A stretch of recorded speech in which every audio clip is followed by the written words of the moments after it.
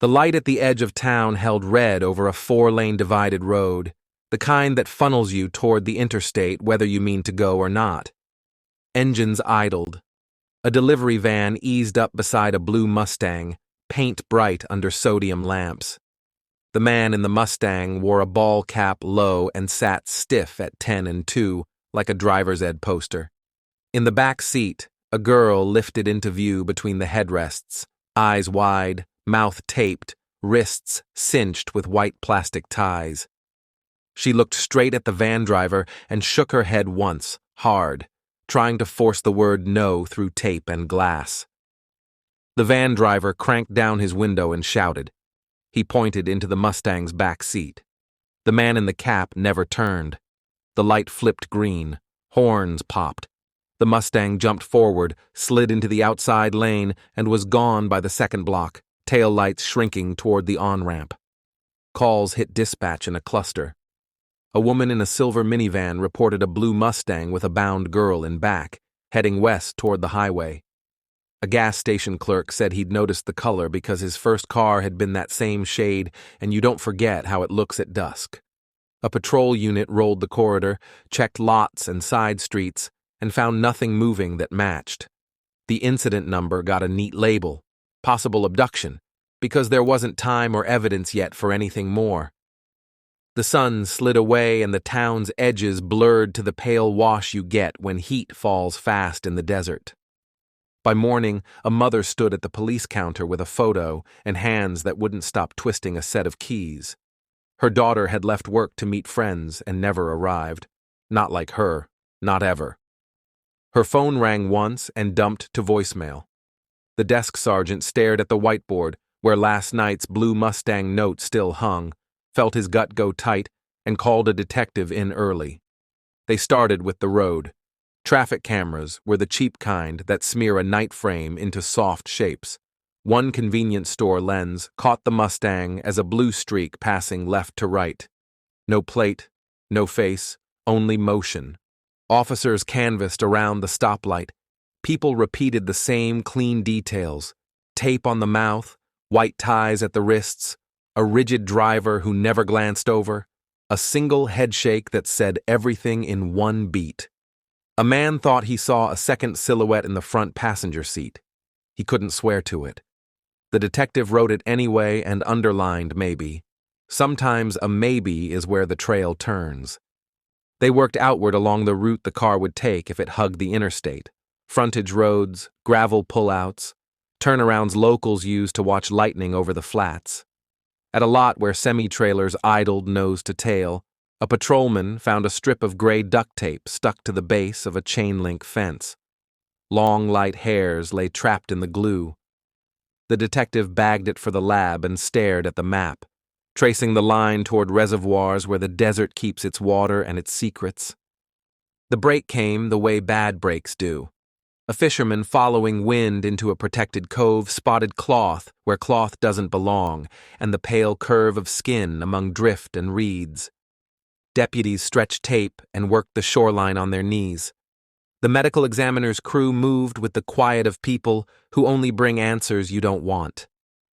By evening, the mother identified a necklace she had fastened that morning, telling her daughter to bring a jacket because nights drop hard here. The detective stood under the eave and watched a shadow line creep up the wall while he waited for the ME to give him the first read. Autopsy findings came steady. Adhesive residue marked the cheeks and hairline. There were ligature grooves at wrists and ankles. Gravel and concrete grit had embedded in both knees, a pattern you get when someone goes down hard on rough ground. The lungs told the final part. Time of death placed her at the water not long after the stoplight calls. The detective went back to the board and wrote a single word in the corner, window, then circled it twice. The car gave the case a backbone. They pulled every registration for blue coupes over a run of years, narrowed by county, then cross-checked for owners with restraining orders, battery charges, or control complaints that never rose to felonies. They knocked on doors and asked to see cars. Most were ordinary. Sun-hot vinyl, fast food wrappers, Seatbelts twisted the way they get when someone is always in a hurry. One Mustang sat under a tarp behind a rental trailer, nose pointed at a gap in the fence that opened toward the automotive strip. The owner worked nearby. He'd been written up once for grabbing a coworker's wrist. He told the detective the car had a blown head gasket and hadn't moved in months. His girlfriend nodded and stared at the ground. A warrant took the tarp away. The engine bay smelled like new coolant. The trunk smelled like a damp basement. Under the rear seat, wedged against metal, lay a trimmed length of white zip tie, cut on a neat angle. In the spare tire well, a strip of duct tape held long, pale hairs the glue wouldn't let go. A half-used roll of the same brand sat behind a tool chest in the garage. The lab called fast. The hairs from the fence and from the Mustang were consistent with the victim. Adhesive chemistry matched across samples. Trace carpet fibers on the victim's clothing were an uncommon blend that matched the factory mats in that model year. The word match arrived when it could, and when it landed it felt like a door slamming on a windy day. Away from the man who told her what to say, the girlfriend talked. The back door opened late that night. He carried something that sagged at the middle the way only one kind of weight does. He returned before dawn with his shoes wet to the laces and said the head gasket was finally dead. They should cover the car until he could get it to a scrapyard. She didn't ask why. She knew. She kept breathing by keeping quiet. Investigators walked the route again in reverse, treating every turnout like a room. At a gravel shelf above the cove, they found shallow scrapes where knees could have struck and a spill of small stones down a narrow path to the waterline. A single tire track angled in and backed out fast, the tread crisp enough to read the brand. It fit the Mustang. The detective stood looking down until a gust ruffled the surface and moved his reflection off the spot. He made himself picture the scene at real scale: tape, ties, panic, the chemical bite of glue, the quick cold. It's a thing you do so you can explain it later to 12 people who weren't there. The defense tried to pry open doubt.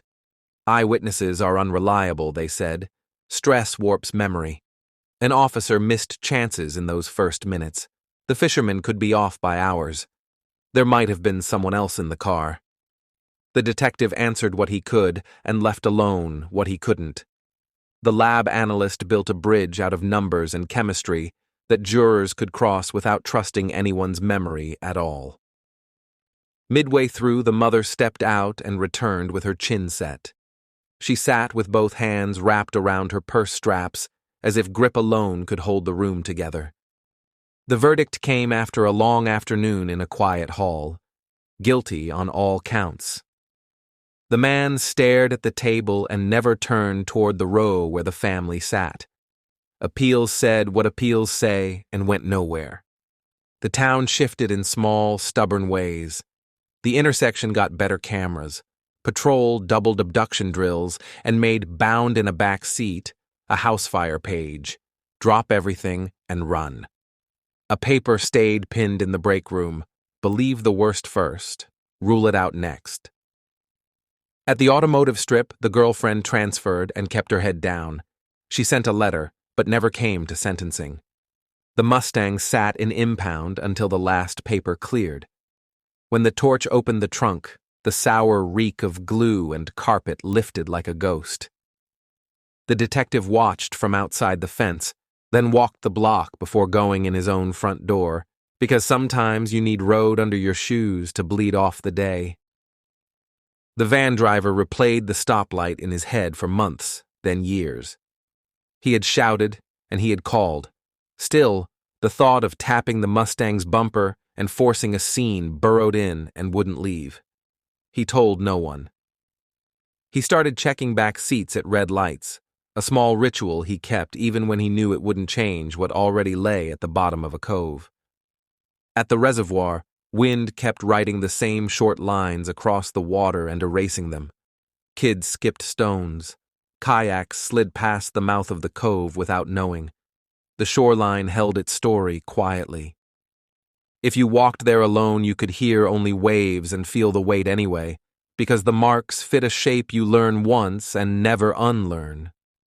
People tell the case now in the order it happened, because order is the one honest comfort left.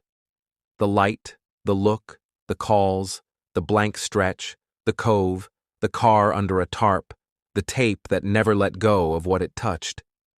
They leave a beat of silence after the moment the girl found a stranger's eyes, a pause that feels like breath before the sirens start.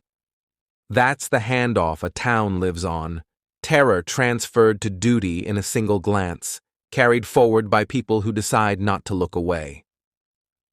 Thank you for listening to The Lantern's Tale. Subscribe for more true stories, if you dare.